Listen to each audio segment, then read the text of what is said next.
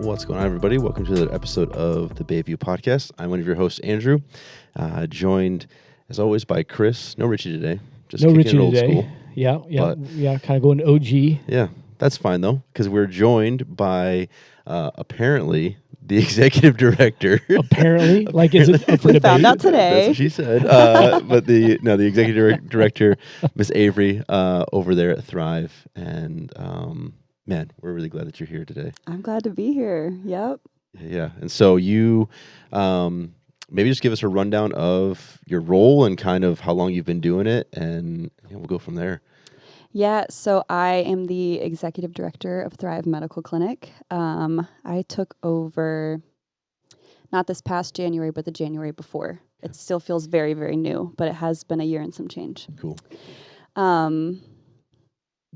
You said rundown on what I do? Yeah. What is Listen. director Or maybe for some of our listeners, even be like, "Hey, this is what Thrive is, and this is my role within that." So maybe it's an overview. Yeah, so we're the white building on Front and Garfield behind the old Rite Aid building and Starbucks, and we are a 501c3 medical clinic providing confirmation ultrasound services for people who are navigating unplanned pregnancy. We also have continued support services for people who are needing maternity and baby supplies, relational support in the form of mentorship, as well as pregnancy testing in addition to those ultrasounds on our medical side. So as much as it can be all-encompassing care, that's what we're trying to provide, meet people where they're at holistically. Cool. Yeah, it's awesome. And for our listeners who attend Bayview, like we do the dresser drive. you guys go hard. Which, that's... We don't mess around. Oh, like no. but it feels like Christmas when you guys drop them off. We're like, Bayview's coming. They show up with like 7 guys, unload all on their own. It's the best.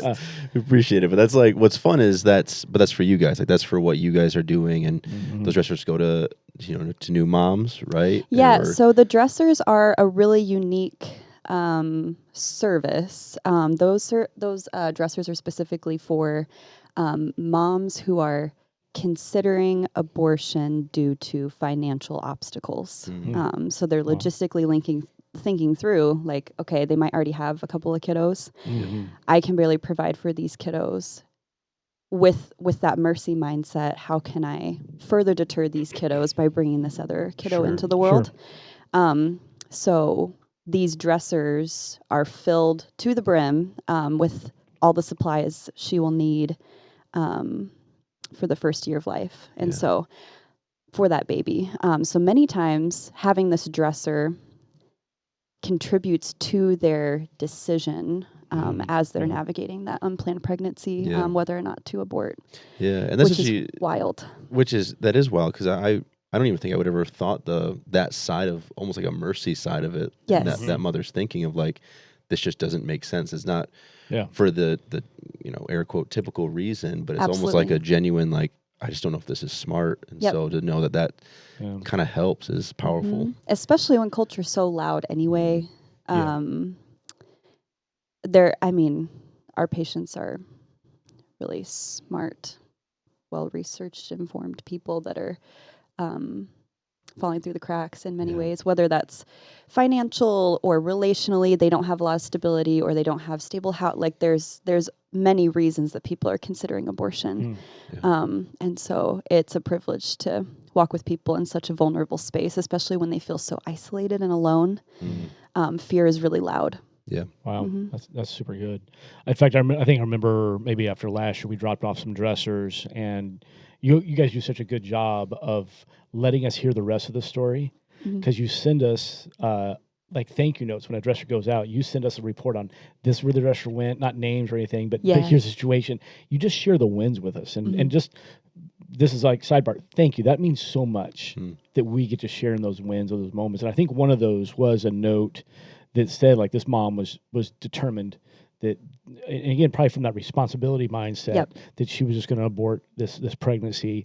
And then she learned about the dresser, and that the dresser changed her mind. It's wild, because it's almost like they're deciding. They start investing in that life by being open to the dresser. So we have them decide, like, if you want to be put on a list for a dresser, you can. And then they start connecting with that child, even if they've been putting up barriers to that, because they're starting to invest in, like, okay, this might be my future. And you can't help but connect with that human when you start investing in them. Even though the dresser is a very practical way to not pressure them. It's just an opportunity that they can pursue. But a lot of them feel like they have closed doors. And we get to show them, actually, you have open doors. And it's up to you to walk through them, which is what empowerment is. We're not going to pressure or convince or persuade, but we are providing truth and information and avenues, which is super impactful. It almost seems like maybe that dresser is like a tangible symbol of, because I mean it's just a dresser, but it kind of represents that you're not alone, or you don't have to be alone. You don't have to have no resources. Like, here's the opportunity for all the things you think you're lacking. There's this opportunity if you'll take this step with us.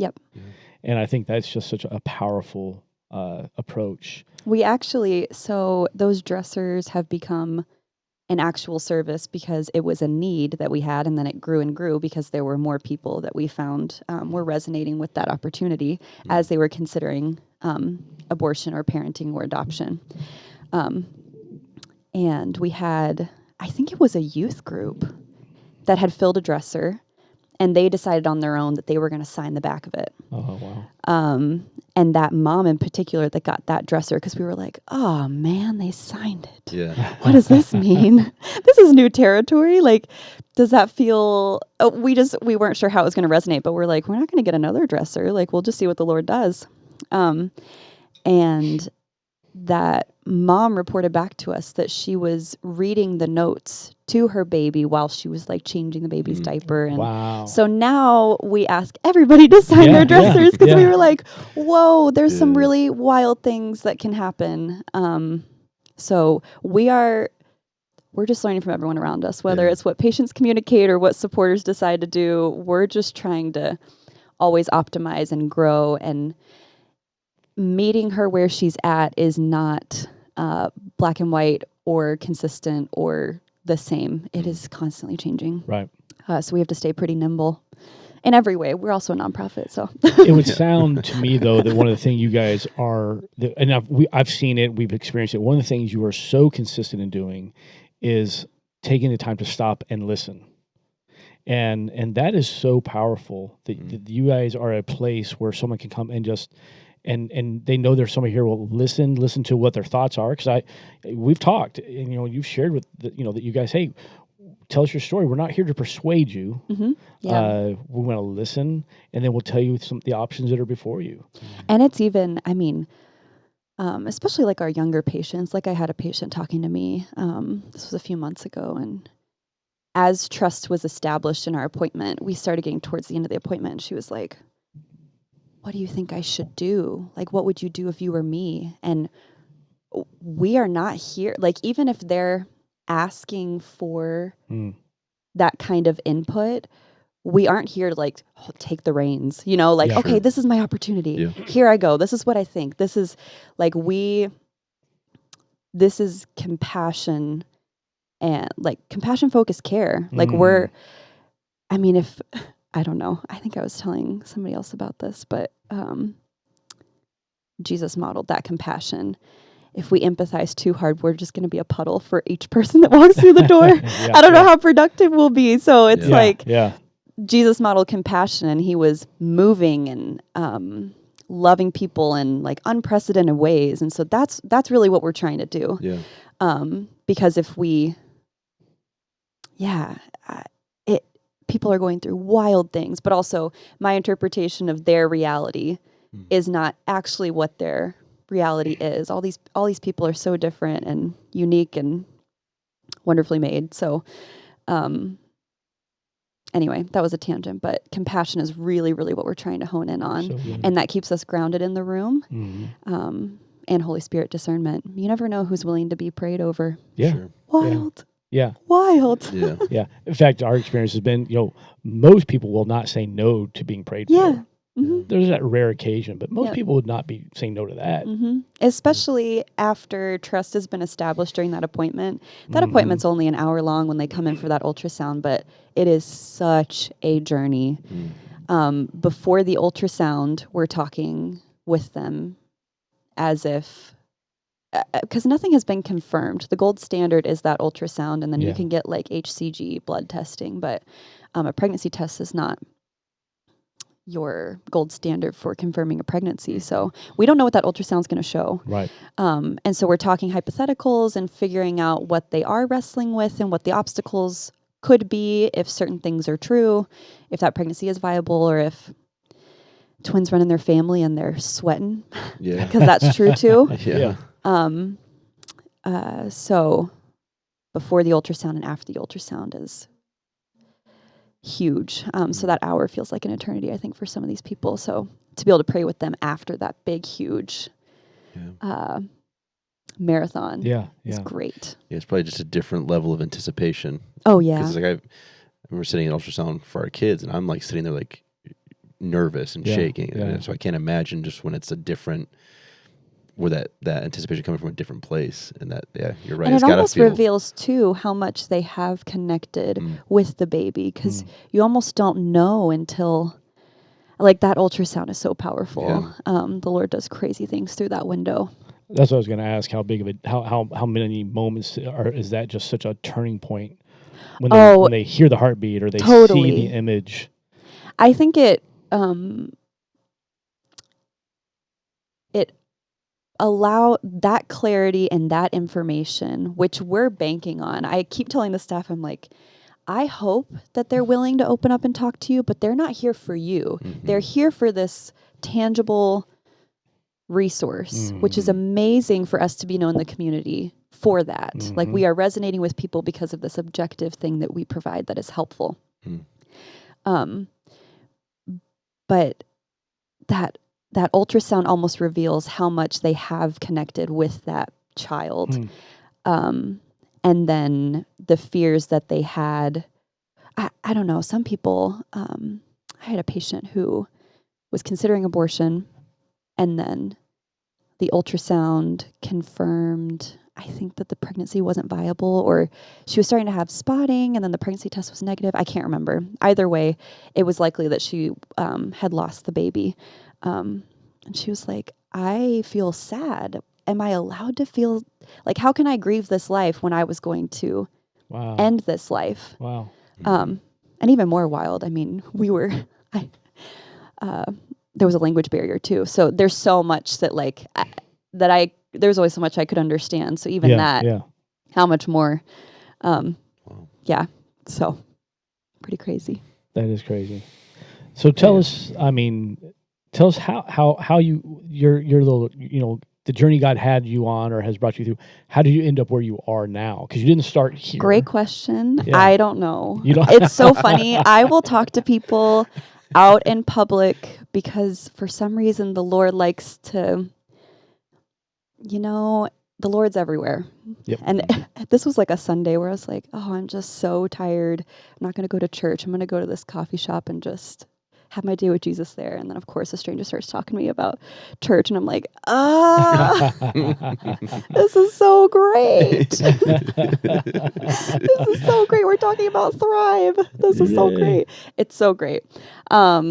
So explaining to them how I got here when they don't know Jesus, they're like, that's wild. Yeah. I'm like, yeah, you're right. I don't know how to explain it. So I'm a nurse by trade. I was born and raised in Dallas, Texas, spent summers here as a kid, so that's why I'm here. Which even that doesn't make sense. Why would you summer here? Was it just cooler here in the summer? Yes, definitely. We would come at the last 2 weeks of every June, which is just prime in Leelanau County. Yep. Prime. And my mom's family has a cabin that's been passed down generationally. Cool. So we would spend time there. Born and raised in Dallas, spent summers here as a kid. I went and got my bachelor's in nursing and a minor in Spanish at University of Arkansas. And then I decided I wanted to do travel nursing. Wait, you're a Razorback. I am. Oh, my word. Don't ask me to. Don't look to your left because you'll be super offended then. Roll Tide. Really? Really? Really? Really. I went to high school in Tuscaloosa. Really? Yeah. That's where my family all lives now. Why am I I wouldn't have come if I knew. That's crazy. I would have welcomed you. You're fine. Arkansas doesn't bother us. Listen, if you were Alabama or something like bothers that. everybody. Well, that's what we do. This is a lot. Only about 18, I can't remember what your question was. Only this about 18 times, like every time we win the national championship. Yeah, so we're gonna do like part 2 here in a minute. Sorry, we'll cut here. We'll jump back. School at Arkansas, rock on. All right, school at Arkansas, rock on. What is it? Pig suey? Is that what it is? Don't ask me to say it.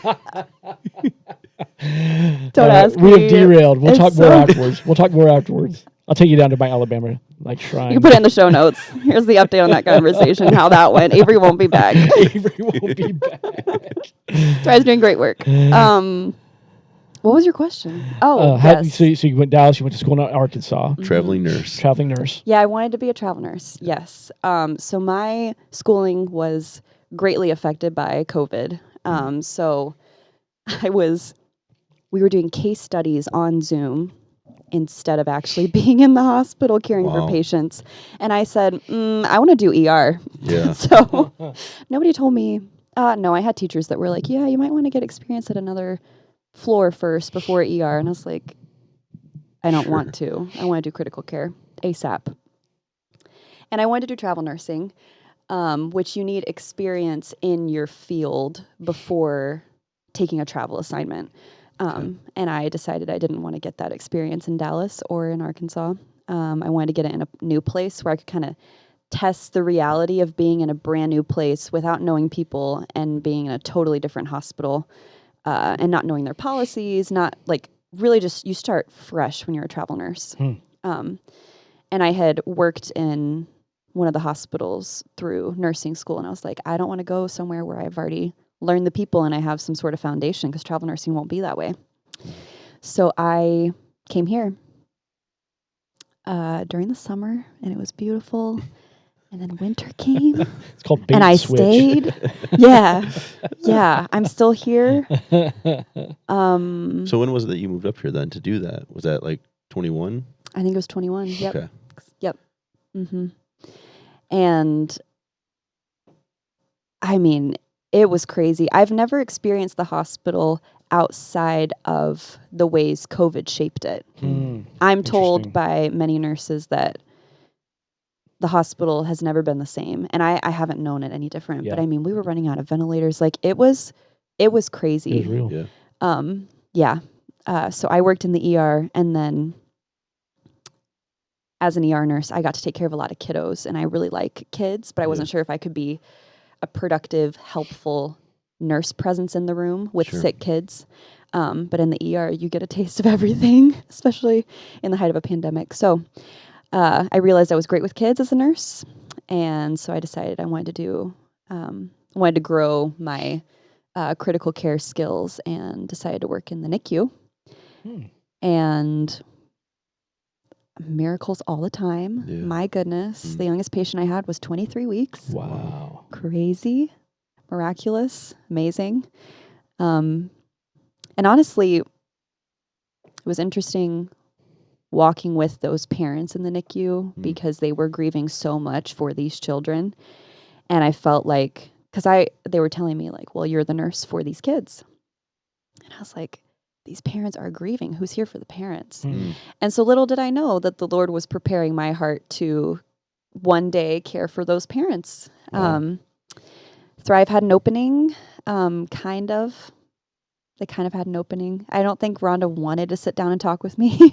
I don't know if she had room to hire me on. But then after we spoke, she was like, oh yeah, she's supposed to be here. So she added me on. Wow. And I was like, the hospital's always going to be there. Thrive is a really unique place. And I want to be a part of what they're doing. So I was hired on as the Thrive Forward director, which is the person overseeing the continued support. So like the mentorship, maternity, baby supplies, those things. I had my head down. I was learning leadership. little did I know Rhonda was watching me. Wow. She was watching me while she was doing like a national search for her replacement. And she asked me to consider it. She had like scheduled a meeting to go over resources on a Monday morning. And I was like, why are we doing this? Why are we doing this? I don't want to go to this meeting. I don't know why we aren't just emailing back and forth about this. It was just a really bizarre request. And then she was like, because we were meeting applicants, like as staff, we were meeting applicants for the ED role. She was like, I think the ED needs to be this way, and the ED needs to have this trait and these skills. And I was like, yeah, you're right. Yeah. And she goes, you have all of those. Wow. So she cornered me. Yeah. She cornered me. And then she asked me to consider the role. And I told her, don't look at me for a week. I was like, I was so shocked. Wow. And yeah, I took over as ED at 24. Wow. Mm-hmm. That's incredible. It's pretty nuts. I actually remember Rhonda telling me about that, a little bit even with that same story. This was after you'd accepted the role and you guys were kind of moving in that direction. And I don't know if she's ever shared this with you. I don't think I've ever shared this with you. But she didn't have a doubt in her mind. She saw it in you. And I think that's really special because Rhonda's very wise. And Rhonda had poured so much into this. 34 years, I think. She wasn't going to flippantly hand the keys off to somebody that they might be able to do it. We'll take a gamble on this young girl. Yeah. She'd really prayed about it. She had sought Holy Spirit's guidance, and I say that I hope you that you just feel the confidence of what that means.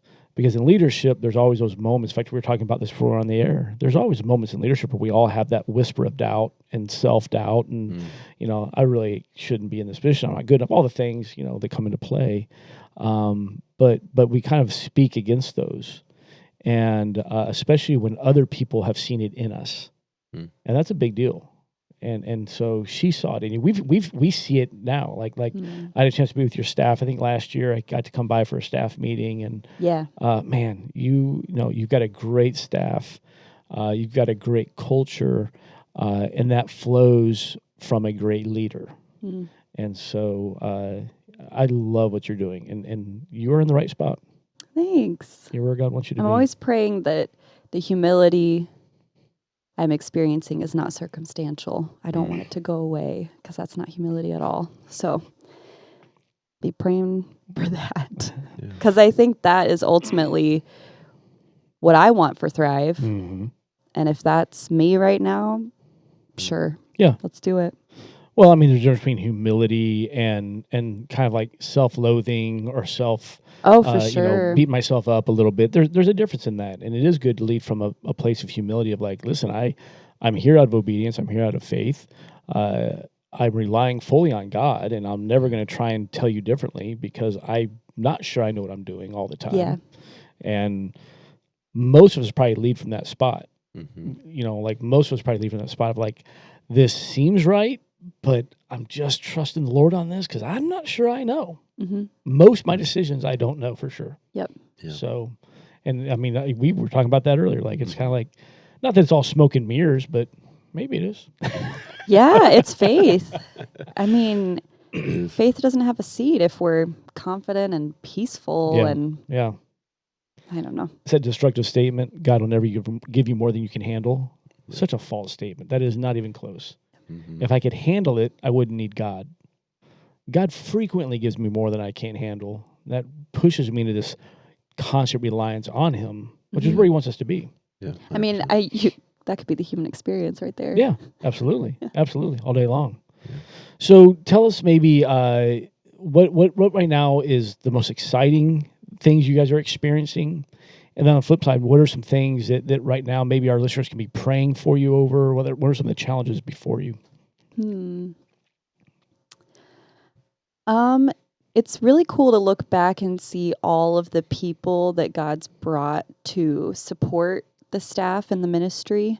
Our staff is so solid and our board is so solid. I feel like we're finding a groove as we continue to figure things out. Yeah. But again, I think that keeps us nimble and relevant, and it's good. We're always growing. So that's exciting to see. And we keep getting more and more people in our doors who are considering abortion. Mm-hmm. And those people are telling their people, and it really is a miracle when people walk through the door for help. Mm-hmm. Yeah. It's like, man, you're so determined to have an abortion, and yet you're coming here. What's the Lord going to do? Mm-hmm. Yeah. Because everyone knows, we make sure they know that we don't provide or perform abortions. Mm-hmm. So and yet they're coming in. It's really amazing. Feels like a miracle every time. Yeah. Yeah. That is such a unique concept that they're, like you said, most people are showing up with this mindset, but like they still came. Yeah. So let's go. Like, I just feel like there's always be this like glimmer of hope. Yeah. In absolutely. every interaction, which is, Yeah. Absolutely. And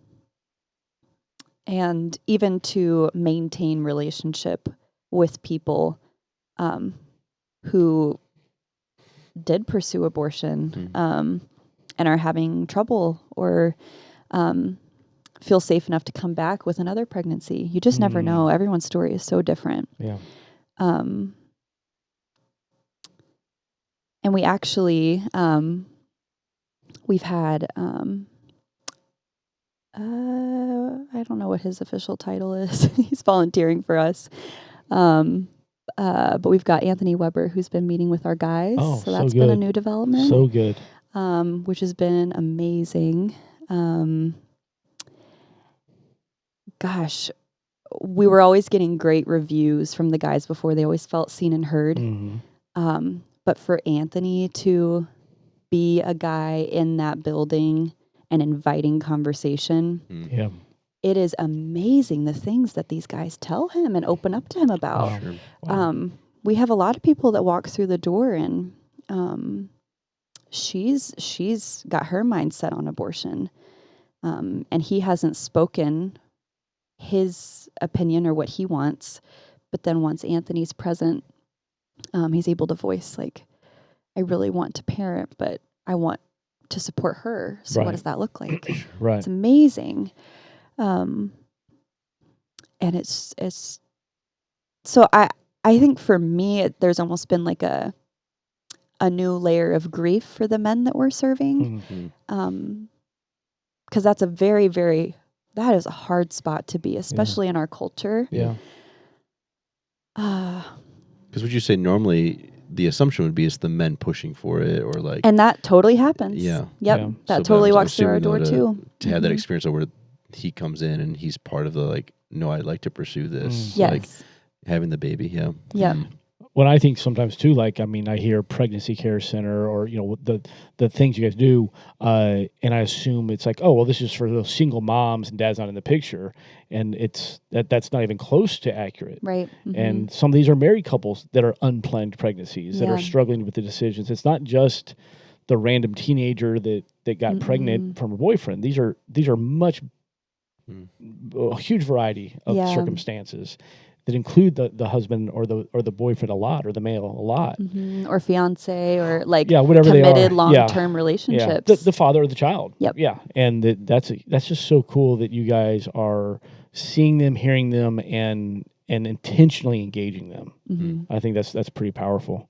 Yeah, it's been amazing. And even so, he's been present for those medical appointments to just be like a sounding board and a safe place for those guys.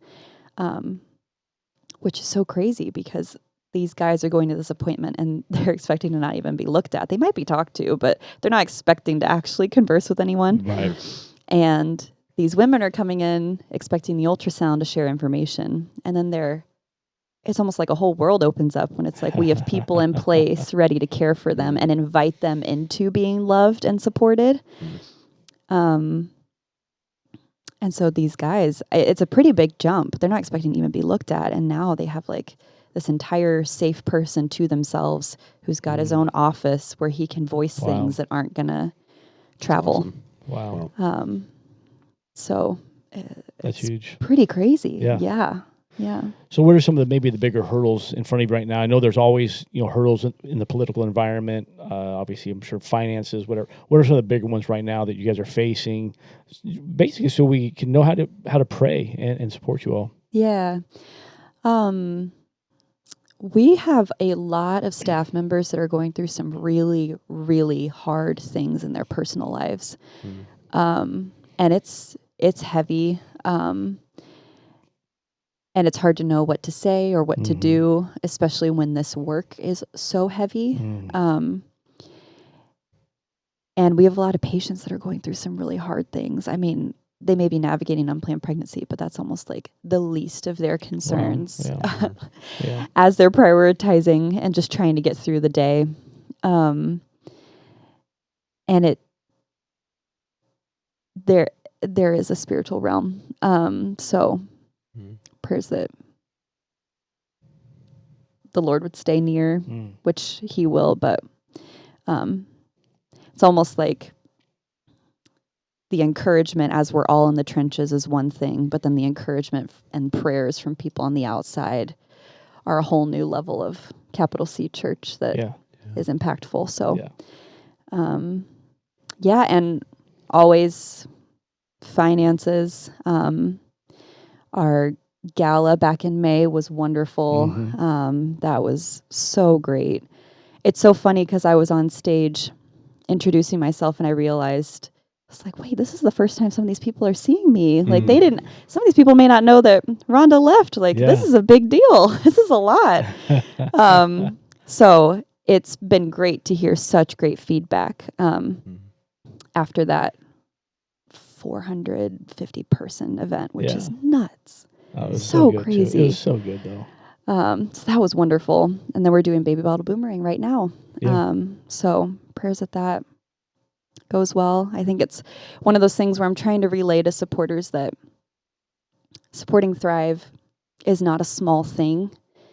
The way that you choose to live out being Christ's hands and feet is a really, really big deal. And the way Thrive is serving on the front lines with the people that are hurting is not small.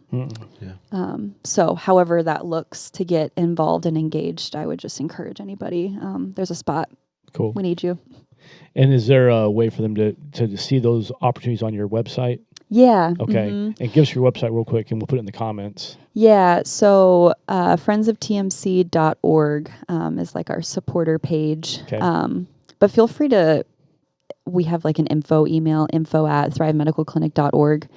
And depending on what you're interested in, we can sign you up for all those things. Okay. We're very particular about our emails and what we request and like prayer requests. We only send out the things that are relevant, which actually I was talking to someone last week, a supporter that I had never met, but I got to meet her in person. And she was like, every time you send something out, it's like worth sending out. So thank you. That's good. I was like, listen, do you want to tell our email list so that way they know? Because that's really how we're trying to filter it. That's awesome. They're all worthwhile reads. I mean, I don't get sick of them. And I'm living and breathing it. You all do a great job of telling the story, sharing the wins, your messaging through what you put on your building, through your merchandise. It's always so on point and just so capturing to the attention. And I love what you all do with that and the way you're just getting the word out, that there's value, you matter, you're not alone. Just that constant message of encouragement and hope. Yes. Into what feels like hopeless situations. Yeah. And we're just super excited about what you all continue to do. We're excited to be a small part of it. You know, we play a little. We throw some stuff y'all's way and support y'all. And it's really amazing. So, like I feel like being at Thrive. I feel like our staff feels this way too. But we get to experience Capital C Church in such a unique way. Good. I mean, I am meeting people in all these different denominations with such a heart for these families. And it's really cool to witness. Yeah. It's really unique. It's not something that you're going to see when you're at your local church's building. Right. You know? Right. It's pretty wild. And I'm learning things about how the denominations are different and how they're really it's fascinating. Well, I love that you guys are feeling that. I think that's exciting. That gives us hope that there is the Big C Church is still out there, and it is still function the way Jesus has called us to function. Yes. And so that's awesome. That is super cool. If you want to know more, go to the website. Like I said, we'll put both those websites in our comments, and that way you can click right there and go to those links. Avery, thank you for being with us. Thanks for having me. Y'all are great. Well, you guys are great. We love your whole staff. You guys are awesome. We pray for you. We'll continue to do so. We're here for you. If you guys need anything, we're never more than a phone call away, because we want to hold you guys up as you are. As you said, you are on that front lines. You're engaging and introducing people to the life-changing experience of Jesus Christ in ways that none of us will ever have that opportunity. And so it is so funny. It's like it's like normal for us to be having these conversations about abortion. It's like, yeah, this is unique. Yeah, this is definitely unique. Yeah, interesting niche. But it's your calling. Yeah. So we love it. So, all right. Hey, everyone, thanks for being with us today. If you have not done so, hit like or subscribe on the bottom of whatever platform you're listening on. That way you never miss an episode. We'll be right back here next week. Until then, it's Andrew, it's Chris, it's Avery. Thanks for being here. We'll see you next time around.